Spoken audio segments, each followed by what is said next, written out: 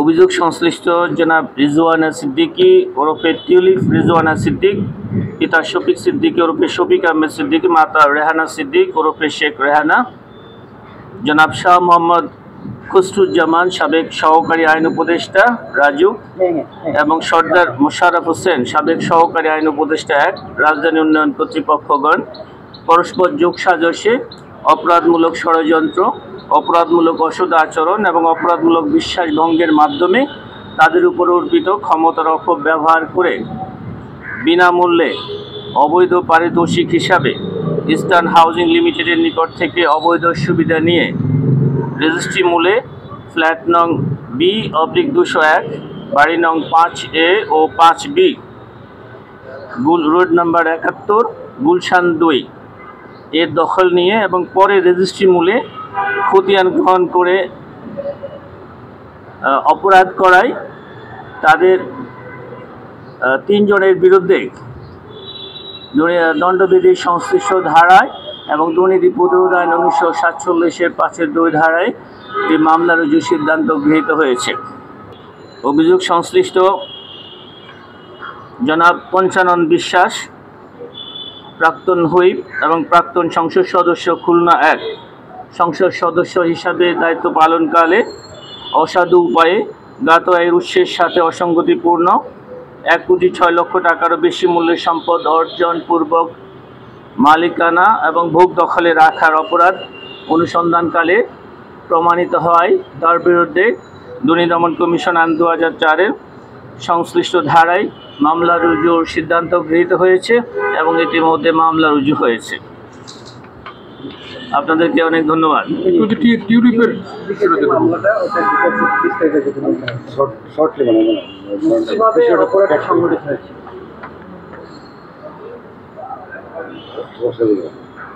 Tulip Siddique tulip Rizwana Siddique বিনামূল্যে অবৈধ পারিতোষিক হিসাবে ইস্টার্ন হাউজিং লিমিটেড থেকে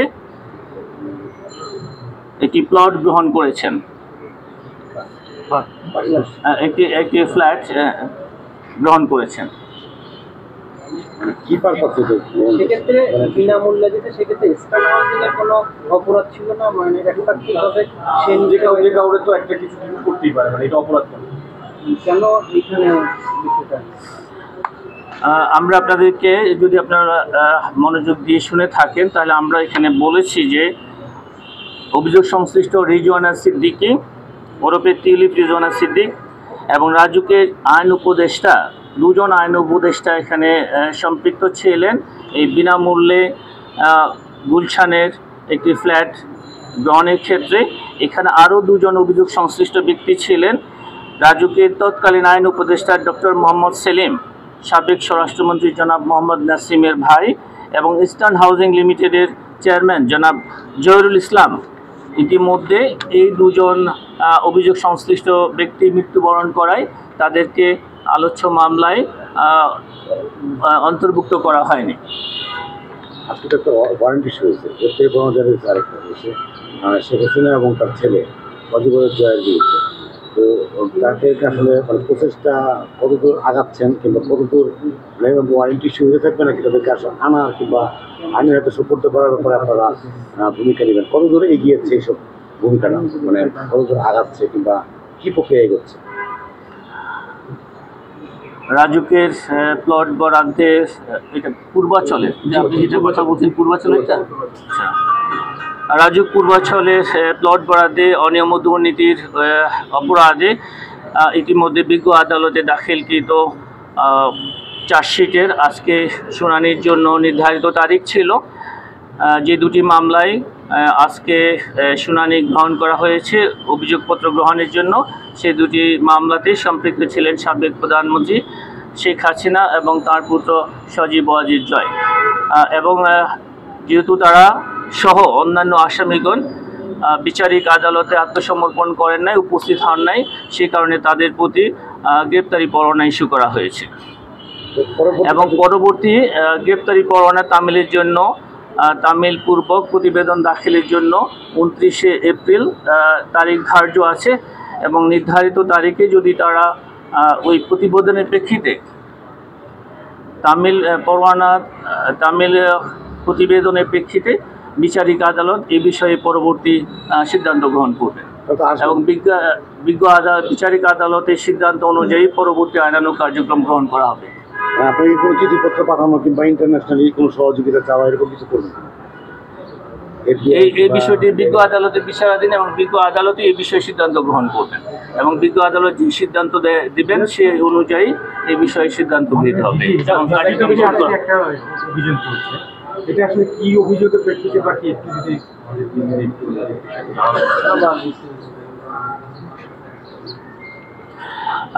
আমার যতদূর জানি আমি যে এই বিসিবিতে যে বিষয়ে অভিযান পরিচালনা করা হয়েছে ইতিপূর্বে একটি ব্রিফিং হয়েছে তারপর আপনার প্রশ্নের জবাবে আমি বলছি যে বিসিবিতে বিভিন্ন অনিয়ম এবং দুর্নীতি ছিল বিপিএল এর টিকিট বিক্রির ক্ষেত্রে এবং মুজিব শতবর্ষ উপলক্ষে যে ক্রিকেট আয়োজনে বিভিন্ন ধরনের দুর্নীতির অভিযোগ ছিল এবং ক্রিকেটের অন্যান্য যে আসরগুলো হয়ে থাকে তৃতীয় বিভাগে লিগের ক্ষেত্রে এখানে অভিযোগ ছিল যে এখানে অসাধু উপায়ে বিভিন্ন প্রক্রিয়া অনুসরণ করে অনেকে জ্ঞাত আয়ের উৎস বহির্ভূত সম্পদ অর্জন করেছেন।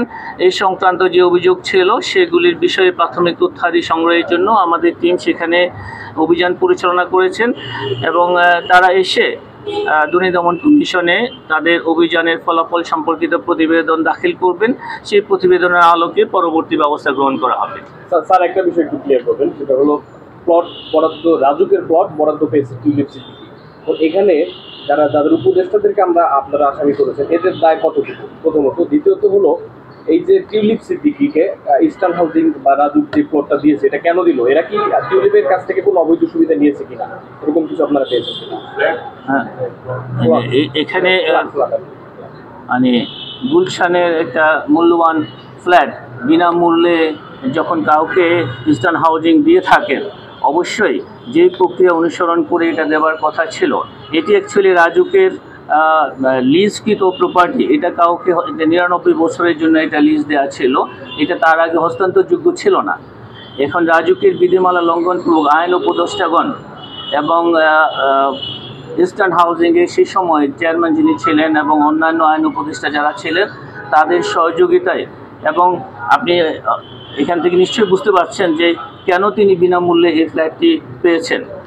এই প্রক্রিয়া করার কাজে অসাধু উপায় এবং তিনি তার প্রভাব খাটিয়ে এই কার্যক্রমটি সম্পন্ন করেছেন।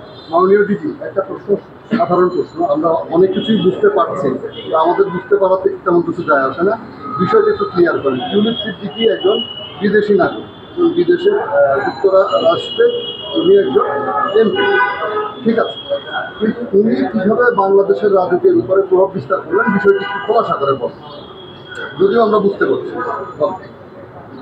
তিনি প্রভাব খাটিয়ে এটা নিয়েছেন, নাহলে বিনামূল্যে কেন আপনাকে এই প্লটে দেওয়া হবে?